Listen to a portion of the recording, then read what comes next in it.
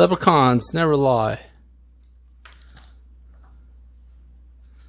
For my grandson, peep with love. There was an old thatch hut nestled in a glen near the river. Ninny Nanny and Gram lived here together. Each had only the other and no more. They lived simply on potato soup, and their needs were few. The potatoes needed digging, the firewood needed gathering, and the water barrel needed filling. But Ninny Nanny was lazy, and Gram was aiming, and there was a night but bather between them. Gram nagged, Ninny Nanny bawled, that was that. The rain came drip drop through the hatch, potato sack emptied, the chimney pot grew cold, and there was but a bit of rainwater in the barrel. It came to be that there was little to eat, just cold water soup, pure and simple.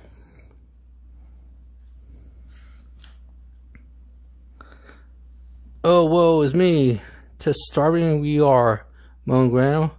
What do you do with such a lazy child?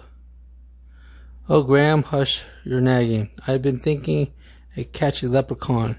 He's bound to tell where he's hidden the gold. It's rich for life will be, boasted Ninny Nanny. Is it raving you are, girl? To capture a leprechaun is so easy thing, said Gram.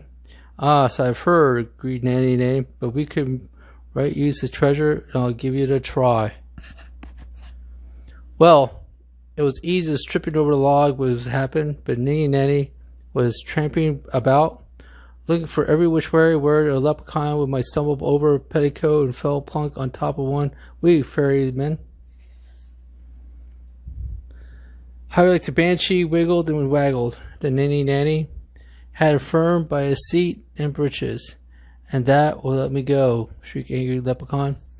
Sure, and gladly I'll let you loose if you know first where the treasure is hidden, said Ninny Nanny. Ah, just under the straw pile. Do you not know what did you find it? Rumbled the little wee man.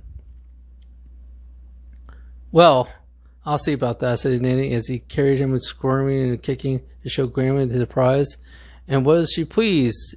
They tied him firmly into a potato sack, and Gran watched he didn't wiggle away. While Ninny Nanny started pitching the straw this way and that. Sure, it was as witless and lazy as she is, hissed the leprechaun to Gram. Well, she find no treasure in the mess that she's making.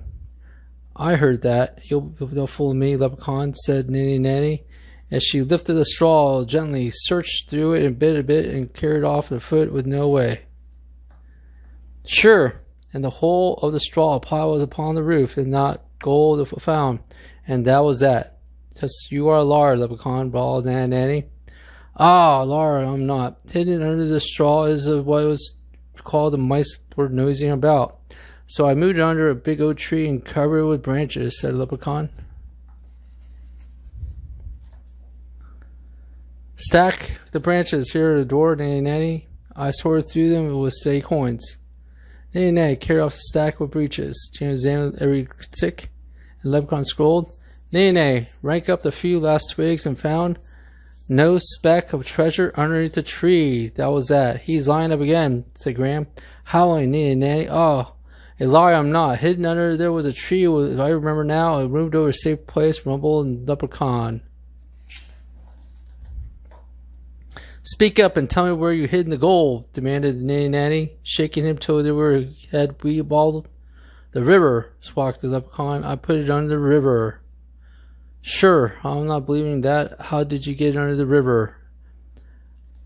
I am about to get you, asked Ninny Nanny. I told you where. I told you how, grumbled the leprechaun.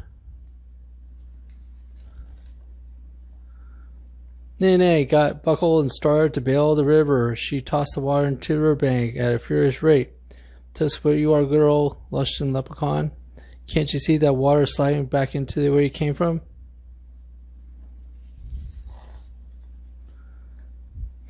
And he was right, of course, and they emptied her bucket into the water barrel, and the barrel was full, overflowing. But the river was deep as before, and that was that. Sure, there you are, leprechaun, smiled with Ninny Nanny. and it's throwing you into the river I am. Don't be hasty, girl, begged the leprechaun. I am a liar, I'm not. Just forget all the times I remember just clearly now. I buried the treasure where you on your own potato patch. I'm not believing you, leprechaun. Just another lie you're telling me, said Ninny Nanny. Then you're foolish you are, girl, wee man, for leprechaun never lie. Ah, I've heard that they tell I'm bound by a fairy law to tell the truth. Ah, I believe that you I see it, grumbled Ninny Nanny. She went to fetch the paid. Ninny Nanny dug a grub potato patch. Gram smiled and see all the potatoes scattered about. The leprechaun growled. Ninny Nanny dug the potato patch wide and deep, uprooting all but the potato plants. And sure she had to show of her efforts. It was a hole in the garden, a heap of potatoes, and that was that.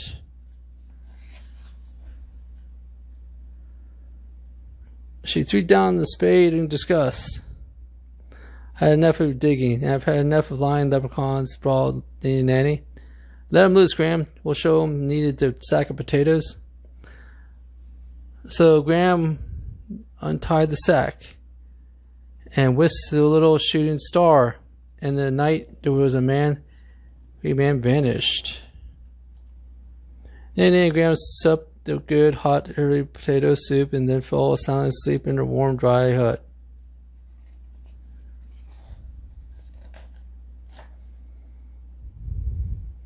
While in the potato patch, the wee leprechaun had been busy digging up the last potato plant.